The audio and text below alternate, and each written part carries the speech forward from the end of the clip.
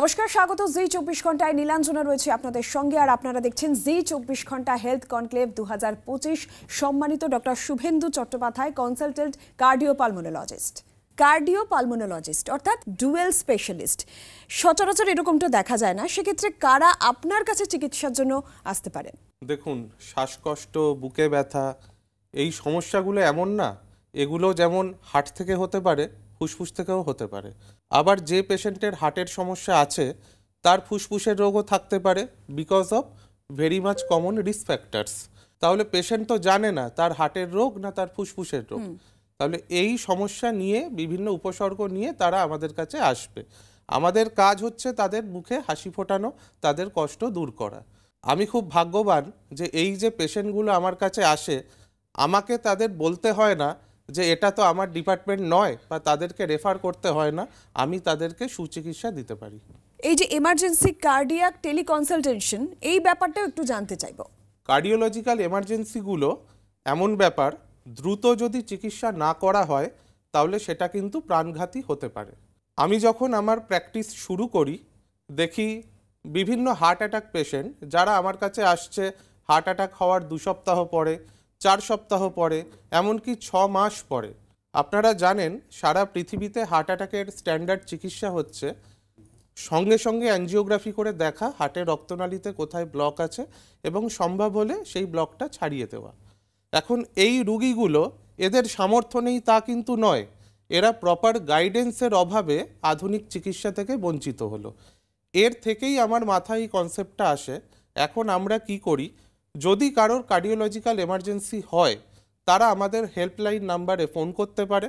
আমরা বলি একটা সঙ্গে সঙ্গে ইসিজি করে আমাদের হোয়াটসঅ্যাপ করতে। সেটা দেখে যদি আমাদের মনে হয় ধরুন হার্ট অ্যাটাক স্টেমি, আমরা চেষ্টা করি তাকে একটা ক্যাথল্যাব সমৃদ্ধ হসপিটালে তাড়াতাড়ি শিফট করে আমি তার অ্যাঞ্জিওগ্রাফি করার চেষ্টা করি। এখন আমার এলাকায় সমস্যা কি, আমার এলাকায় কোনো ক্যাথল্যাব নেই, কিন্তু দেখুন শ্রীরামপুর এলাকা থেকে কলকাতা 1 ঘন্টায় আসা যায়। যে পেশেন্টকে আমরা এতটাই আনস্টেবল সেখানে শিফট করতে পারছি না, তাকে লোকাল নার্সিংহোমে ভর্তি করে একটু স্টেবিল করে শিফট করি। যেরকম ধরুন কমপ্লিট হার্ট ব্লক, এটা এমন একটা এমার্জেন্সি, তাকে কিন্তু একটা টেম্পোরারি পেসমেকার লাগিয়ে দিলেই তার প্রাণটা বেঁচে যায়।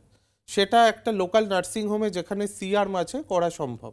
তো আমরা সেই পেশেন্ট পেলে কি করি, লোকালে ভর্তি করে আগে সিআরএমে তাকে টেম্পোরারি পেসমেকার লাগিয়ে প্রাণটা বাঁচানো যায়, তারপর কলকাতায় শিফট করি। অ্যাঞ্জিওগ্রাফ বা অ্যাঞ্জিওপ্লাস্টি ছাড়া আপনারা আর কি কি অপারেশন করেন? বিভিন্ন ধরনের কার্ডিয়াক ডিভাইস ইমপ্ল্যান্টেশন এখন হয়, যেমন ধরুন পেসমেকারের কথা তো বললামই, বাকি আইসিডি, সিআরটিপি বা সিআরটিডি, এবং হার্টে ফুটো শুনে থাকবেন, এএসডি, ভিএসডি, পিডিএ, এরকম অনেক কেস আছে যেগুলো কিন্তু এখন আর সবসময় ওপেন হার্ট করতে হয় না, আমরা মাইক্রোসার্জারির মাধ্যমে ডিভাইস ক্লোজার করতে পারি। আর শোনা যায় যে এগুলো খুবই ব্যয় সাপেক্ষ, তাহলে সেক্ষেত্রে সাধারণ মানুষ কি করবে? দেখুন, ব্যয় সাপেক্ষ এটা তো সত্যি কথা। যার মেডিক্লেম আছে বা কোনো হেলথ স্কিম আছে তাদের তো অসুবিধা নেই।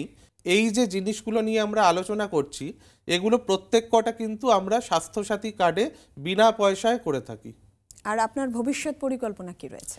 আমার ভবিষ্যৎ পরিকল্পনা আপাতত এলাকার মানুষকে আরও ভালো পরিষেবা দেওয়া। আমাদের দর্শকদের উদ্দেশ্যে কিছু বলবেন? দেখুন, কার্ডিওলজিক্যাল এমার্জেন্সিগুলোকে অবহেলা করবেন না, কারণ আপনার একটা ভুল পদক্ষেপ বা একটা গাফিলতিতে কিন্তু আপনার বা আপনার প্রিয়জনের প্রাণ চলে যেতে পারে। বাংলার আওয়াজ, বাঙালির আবেগ, জি24 ঘন্টা।